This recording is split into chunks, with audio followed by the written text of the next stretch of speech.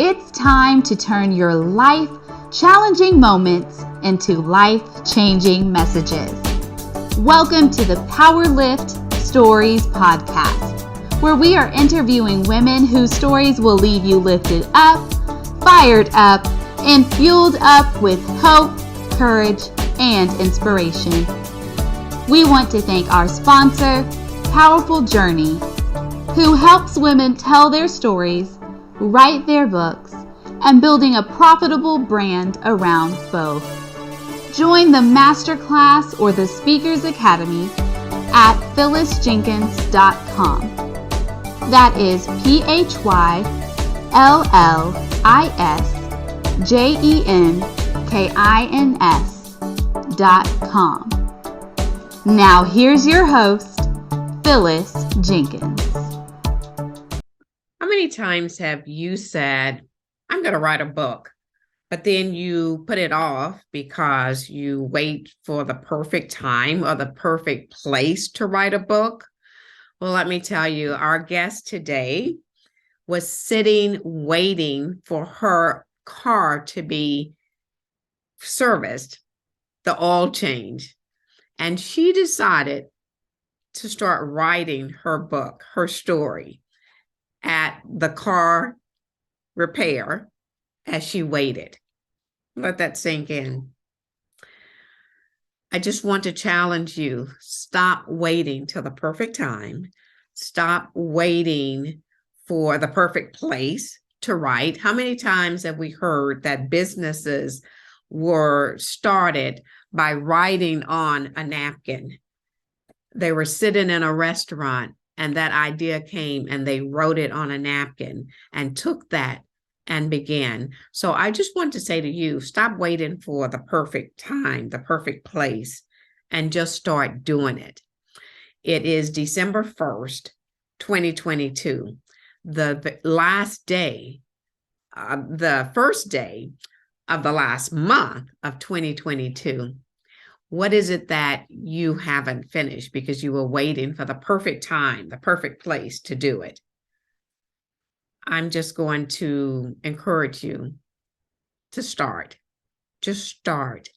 And if writing your story, writing a book is on your list, make sure you reach out to me. Not only do we have the Authors Academy where you can write your story and have a book, we also have the Telling Our Stories Anthology, Volume 3, that will be coming out next year. You can tell your story there, or we are about to launch our brand new membership program where you can come in, have weekly lessons taught on writing. We have editors that will come in, illustrators that will come in, other authors who will come in. And then every other week, you will actually have a writing sprint where you are writing. And then we come back together, we discuss what you just wrote, and we encourage you as you continue. And by the time you are finished with the membership, you have a manuscript that is ready to be turned into a book. So I look forward to hearing from you and have you to become one of our founding members of our Writer's Journey membership program. But right now, let's jump into our interview with our guest today, LaQuita Golden. Enjoy. How many times have you heard the words, "Hospice saved my life"? These are the words of our guest today, and not only are they her words, but she put it in a book. One of her books is titled Hospice Saved My Life, and we will talk more about that and the unwanted penny. Let's welcome today LaQuita Golden. Hello, LaQuita. Hello, Phyllis. Thank you so much for having me. I consider it a privilege and an honor to be here today. You are so welcome. It's an honor for me to have you here. And let me just say, that it indeed is a small world after all, as the song says. LaQuita and I were talking before the interview, and we are cousins, y'all. Yeah. We are cousins, and we are Yes. tickle pink about it. Yes. So I am introducing to you today my new cousin, LaQuita Golden. LaQuita, share with our audience more about you. Okay. Hi.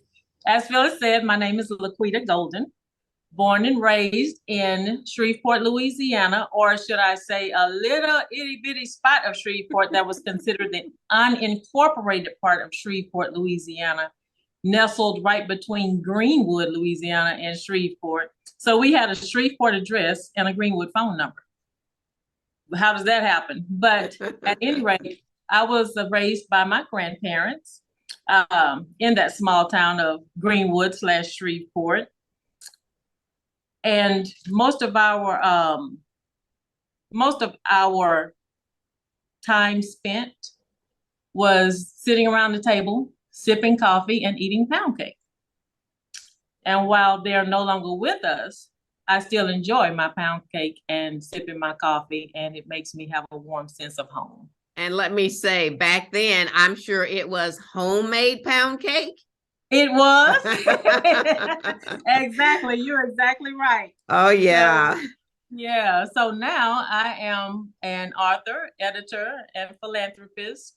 And I just strive on doing my part to show those in need a better tomorrow. That's great. That's great. Well, I want to move right into our interview by asking you if you were to give your story a title, what would that title be and why? Okay. So my story, the title is The Unwanted Penny. Why? Because one of the reasons is because my grandmother, when she looked at me, she said, she looks like a brand new penny. So she nicknamed me Penny. So that was my given nickname by her.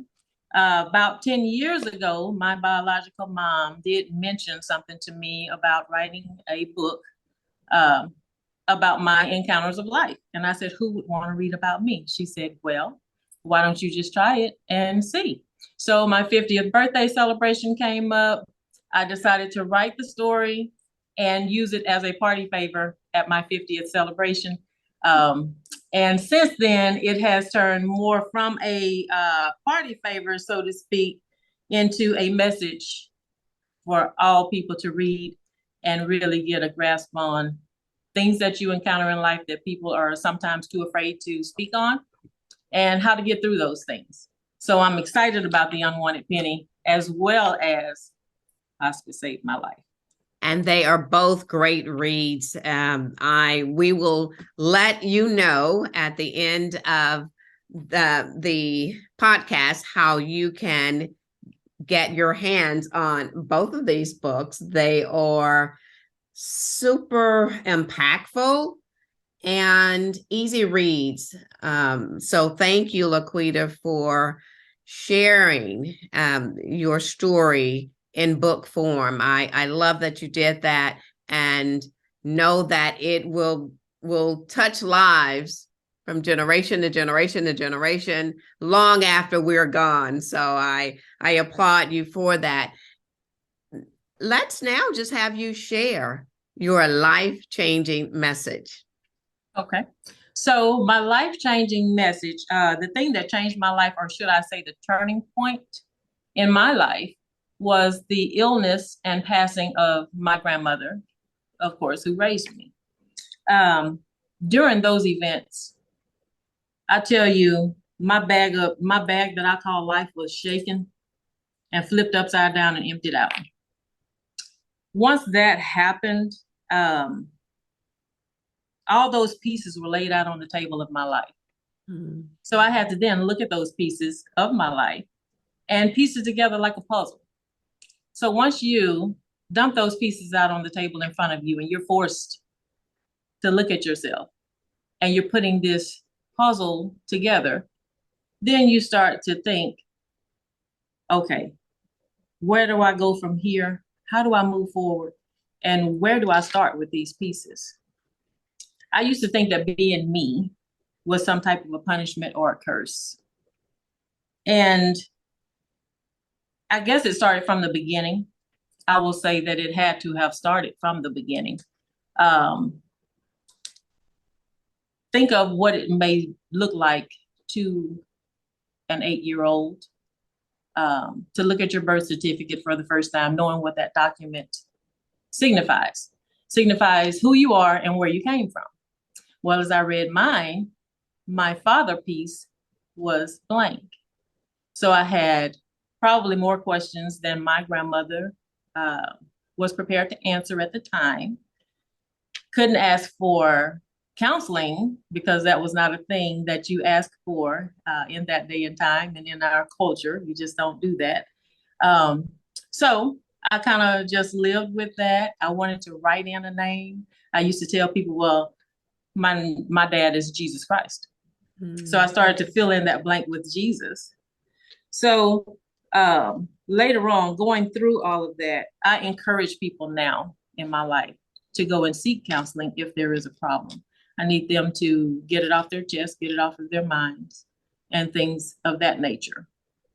I also learned through that forgiveness. Forgiveness is a very powerful thing that I had been taught all of my life, but when you go through something like that and you are forced to look at yourself and look at your life and look at things that have happened to you, you think about that word forgiveness and what it really means. And that became life for me. So what I thought at that time was, maybe it wasn't that I was unwanted, maybe he didn't stop at the hospital to sign the document saying that I belonged to him for whatever reason that was. But forgiveness really stuck out to me in that, because you're watching somebody at the end of their life and you're watching them struggle to breathe and you're watching them struggle all these things. And at the same time, she was teaching me about things in this life as well. So with that said, I then said, maybe it wasn't that they didn't want me. It was that they were too young to even know where to start with me. And then you have my grandmother there that was like a really strong arm. And she was like, I know what to do. You don't. So let's go forward from here. Having gone through many things in my life, molestation, suicide attempts, being talked about, being talked down to, taken advantage of, being spit on, hit, slapped, going through physical and mental abuse in marriage. Now I realize that all of those things really made me who I am today. They made me the strong woman that I am.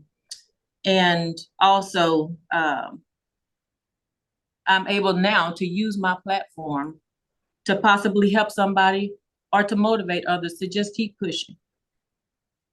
I tell the younger people when they ask me, I said, life has given me many lemons.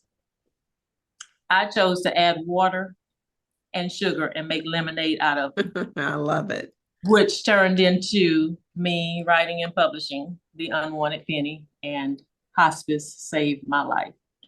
And The Unwanted Penny I always describe as a story of life, love, and loss. And Hospice saved my life, I always say, and I firmly believe that in hospice, that is such a delicate subject that I describe it as there are no do-overs in hospice. You want them, whoever you choose, to do it right the first time, because there are no do-overs. In my situation, when I had to choose hospice, the reason that I chose this title and to write this book is that I wanted to give back to the hospice community in some capacity. Hospice Saved My Life is the title of what happened during that transition of my grandmother's life. They saved my life. They understood the assignment. that's all I can tell you about that hospice situation. They understood the assignment. And when I say that, I would love to give a big shout out to Willis Knight and Piermont in Shreveport and Grace Home Hospice. They really understood the assignment. They held my hand as I held hers during that transition. And my understanding of reading the book is that they saved your life because they made you go home and get some rest so that you could come back refreshed. Just hit on that for a moment, please. Right. So the thing was self-care. Mm-hmm. The first time I heard self-care was at Grace Home Hospice. The social worker pulled me into her office and she sat me down and she explained to me exactly what self-care was and why it is important. When you have someone in a situation as hospice and we know that they are not going to be with us long, then it's very important for you to have self-care so that you don't go there tired and worn down and you can't help but cry, and because it takes strength not to cry. Mm-hmm. And you want to show them your best face because they're already burdened down with the illness. They're already burdened down with the thought of leaving you behind. So they taught me to take care of myself so that I would be able to better take care of her needs. I love that. And I believe that that's a message for someone watching today. Perhaps you have a loved one that you are helping to take care of. You have become a caregiver. And as LaQuita said, in order for you to be there for your loved one, you really need to do some self-care as well, taking care of yourself, getting the proper rest, eating the proper meals, and just getting refreshed before you continue to go on around your loved one so that they can see that you're okay. And as LaQuita just said, they don't need to worry about you, and they're ill as well. So I love that you brought that the self-care in. Mm-hmm. I know that God shows himself mighty through our situations. I would just like to hear from you. How did you see God's mighty hand working through your situations? Through my situation, Phyllis, I learned that what love and life was really all about, especially the day that I woke up and figured out that I shouldn't be angry at anyone for leaving me with my grandparents. It was a true blessing. They showed me love, unconditional love, every single day. So that, Phyllis, that right there, that's a true blessing. Amen. So that piece paired with everything else that had happened, and then I realized he kept me. Mm-hmm. He kept me, and through it all, I'm still standing. And I'm able to now help others who are going through the valleys that I've already traveled. I love that you said that, because in the Authors Academy, the Powerful Journey Authors Academy, the Telling Our Stories anthology, that is exactly what these women and men have done. They have taken their stories, their struggles, their life challenges, and they've changed it into a life-changing message, one that goes out and mirrors others who are going through the exact same thing, and it helps them. It becomes a lifeline to that person and draw them out of the quicksand, so to speak, and to help them. Again, I know that LaQuita and I are talking to someone today who needed to hear this. You've gone through something and you've bottled it up. You've kept it inside. But let me just say, if God brought you through it, it's for you to share with someone else so that that person can learn the lessons that you've learned and be victorious just as you've been. And LaQuita is certainly a great example of a woman who is thriving now because she saw the power of forgiveness, forgiving others. It's more for you than it is for them. And then to tell her story so that it can go out and be a blessing to others. So again, I'm not sure who we're speaking to today. You know who you are. Stop sitting on your story. Turn it into a life-changing message so that it can go forth and be a blessing to others. So LaQuita, my last question for you, my sister, my cousin, I can say, you just stood on a stage and you shared your message, your story, and there was a sea of women in the audience, meaning as far as you could see, there were nothing but women. And as you shared your story, some were leaning in, some were wiping tears because they had experienced what you had experienced. They knew the same struggles that you had gone through. But now you've ended your story. They stood to their feet and they gave you a standing ovation. They've now turned to go to their vehicles. The curtains close on the stage. LaQuita turns to go to her vehicle. What are 3 lessons that you hope every woman walked away with? I would hope they walked away with: live the life, love through it, and bear the loss. That's what I hope that they would take with them. That's great. That's great. Repeat it one more time for those who might be taking notes today. Sure. Live the life, which means the life that you are given, live it. Mm-hmm. Love through it, Mm-hmm. and bear the loss. Bear the loss. Those are great, 3 powerful lessons that LaQuita is hoping that you will walk away with today.